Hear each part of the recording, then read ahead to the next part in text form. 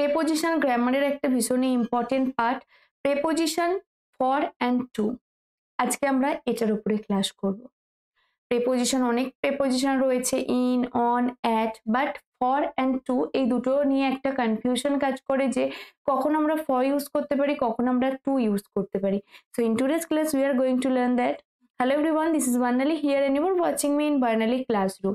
তো নর্মালি আমরা সবাই জানি ফর মানে জন্য অ্যান্ড টু মানে তে, বাট কিছু কিছু সময় এইরকমও হয় যে আমরা হয়তো জন্য বলছি বাট সেখানে টু ব্যবহার করছি, বা কিছু কিছু সময় আমরা সেন্টেন্সে ফর অ্যান্ড টু একসাথে ব্যবহার করি, এবং কিছু কিছু সময় আমরা টু এর পরে আইএনজি যোগ করি।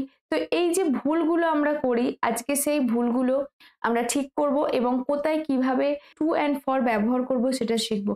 তো চলো আর বেশি কথা না বলে শুরু করা যাক। So let's get started.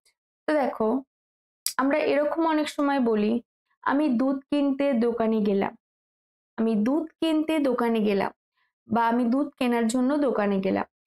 দুটো একই কথা, আমি দুধ কিনতে দোকানে গেলাম বা আমি দুধ কেনার জন্য দোকানে গেলাম। এটাকে আমরা ইংলিশে কি বলবো? এটাকে আমরা ইংলিশে বলবো I went to the store to buy milk. I went to the store to buy milk. I went to the store to buy milk মানে আমি দুধ কিনতে দোকানে গেলাম। দেখো আমি এখানে কি বললাম, কিনতে তে বলেছি সেই কারণে টু ব্যবহার করলাম, বাট আমি যদি বলতাম আমি দুধ কেনার জন্য দোকানে গেলাম তাহলেও কিন্তু জন্য থাকতো, সেন্টেন্সের কিন্তু মানেটা চেঞ্জ হতো না। ইংলিশেও আমরা এই একই কথা বলতাম যে I went to the store to buy milk, জন্য থাকার সত্ত্বেও। কিন্তু আমরা অনেক সময় এরকম বলি, I went to the store for buying milk. I went to the store for buying milk, এটা কিন্তু ইনকারেক্ট সেন্টেন্স। আমরা কিন্তু এটা বলবো না I went to the store বা I went to the shop for buying milk, to buy milk. তাহলে correct sentence হবে I went to the store or I went to the shop to buy milk, not for buying milk. Okay, তো এই ভুলটা একটা করে থাকি যে for buying milk আমরা বলি, এখানে কিন্তু আমাদেরকে ব্যবহার করতে হবে টু বাই মিল্ক। নেক্সট, তিনি পরীক্ষায় পাশ করার জন্য প্রচুর পড়াশোনা করেছিলেন। তো তিনি পরীক্ষায় পাশ করার জন্য, তাহলে এখানে জন্য রয়েছে, এখানে কি আমরা ফর ব্যবহার করব, টু ব্যবহার করতে পারবো না? না, এক্ষেত্রেও কিন্তু আমরা টু ব্যবহার করতে পারি। হি studied hard to pass the exam. He studied hard মানে তিনি কঠোর পরিশ্রম করেছিলেন, খুব পড়াশোনা করেছিলেন। টু পাস দ্য এক্সাম মানে পরীক্ষায় পাশ করতে। সো তিনি পরীক্ষায় পাশ করার জন্য খুব পড়াশোনা করেছিলেন। হি studied hard to pass the exam. এখানেও কিন্তু দেখো ফরের জায়গায় আমরা কিন্তু টু ব্যবহার করলাম অ্যান্ড সেন্টেন্সটা একদমই কারেক্ট।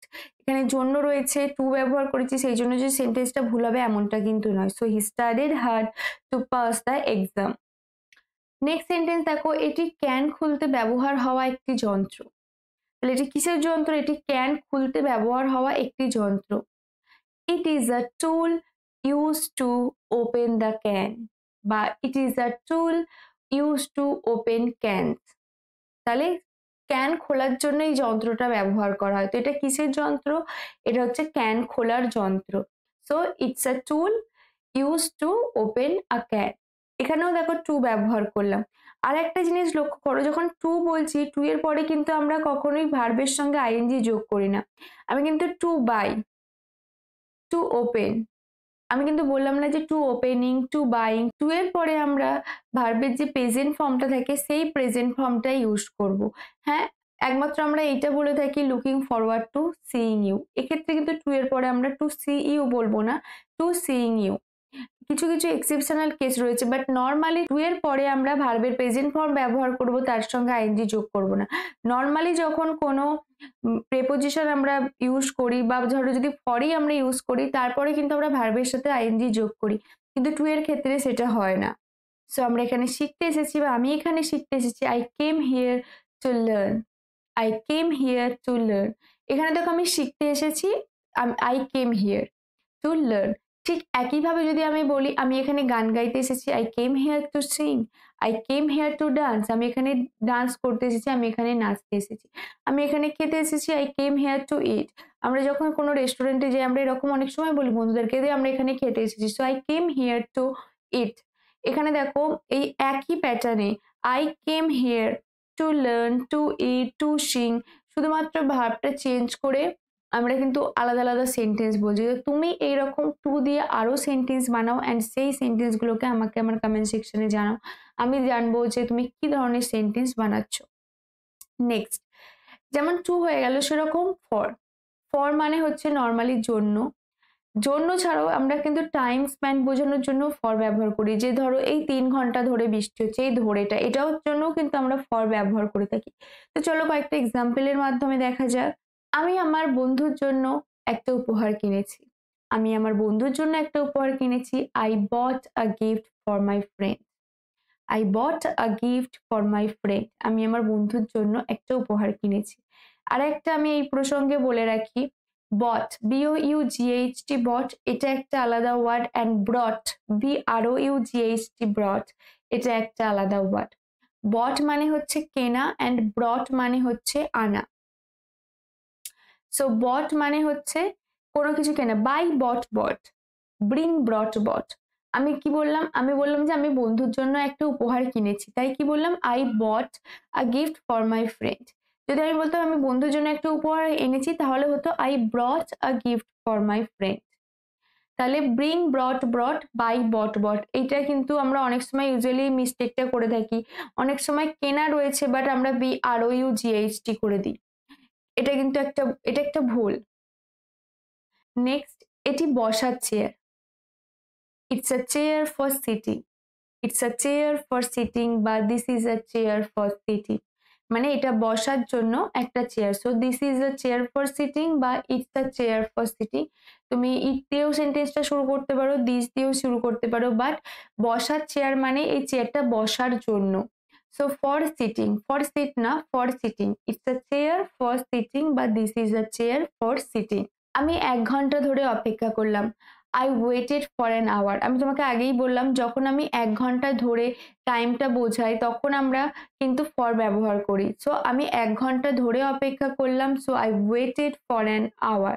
সে 1 ঘন্টা ধরে অপেক্ষা করলো, she waited for an hour. এবার যখন আমি এরকমও অনেক সময় বলি যে 3 দিন ধরে বৃষ্টি পড়ছে, so it has been raining for 3 days। For মানে কিন্তু সময়টা বোঝানোর ক্ষেত্রে ব্যবহার হয়, শুধুমাত্র যে জন্য বোঝানোর জন্যই ব্যবহার করি এমনটা নয়। আমি পড়ার জন্য একটা বই কিনলাম। I bought a book for reading. আমি পড়ার জন্য একটা বই কিনলাম। I bought a book for reading. আমি লেখার জন্য একটা খাতা কিনলাম। I bought a notebook for writing. I bought a notebook for writing. আমি আপনার সাহায্যের জন্য কৃতজ্ঞ। I am grateful for your help. কিসের জন্য? সাহায্যের জন্য। So for your help. এবার তুমি বলবে এখানে আইএনজি কেন হলো না? কারণ এখানে হেল্পটা কিন্তু নাউন, এখানে হেল্পটা কিন্তু ভার্ব নয়। সো আমি আপনার সাহায্যের জন্য কৃতজ্ঞ। I am grateful for your help. I am grateful for your help. তো এটা হয়ে গেল ফরের ব্যবহার, টু এর ব্যবহার। আশা করি তোমাদের কনফিউশন ক্লিয়ার হয়ে গেছে। আরো একটা সেন্টেন্স আমরা দেখবে এরকম অনেক সময় বলি, এরকম আমরা অনেক সময় বলি, this is a knife for to cut the bread. This is a knife for to cut the bread, মানে এটা একটা ছুরি যেটা ব্রেড কাটার জন্য ব্যবহার হয়। So this is a knife for to cut the bread. For to, এই দুটো প্রিপোজিশন কিন্তু আমরা পাশাপাশি একভাবে ইউজ করব না। আমরা কিন্তু কি বলবো এটাকে? This is a knife for cutting bread. This is a knife for cutting bread. For cutting, for to কাট হবে না, এটা ভুল। এই সেন্টেন্সটা আমরা ভুল ইউজ করি যে this is a knife for to cut the bread. No, এটা ভুল। এটা হবে this is a knife for cutting bread, মানে এটা ব্রেড কাটার জন্য ব্যবহার হয়। So this is a knife for cutting bread.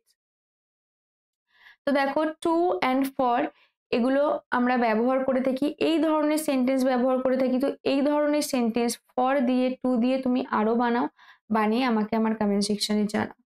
So আজকের ভিডিওটা তোমার কেমন লাগলো? Just let me know in my comment section. If you like this video, then smash the like button to get more videos. Follow me and do subscribe my channel.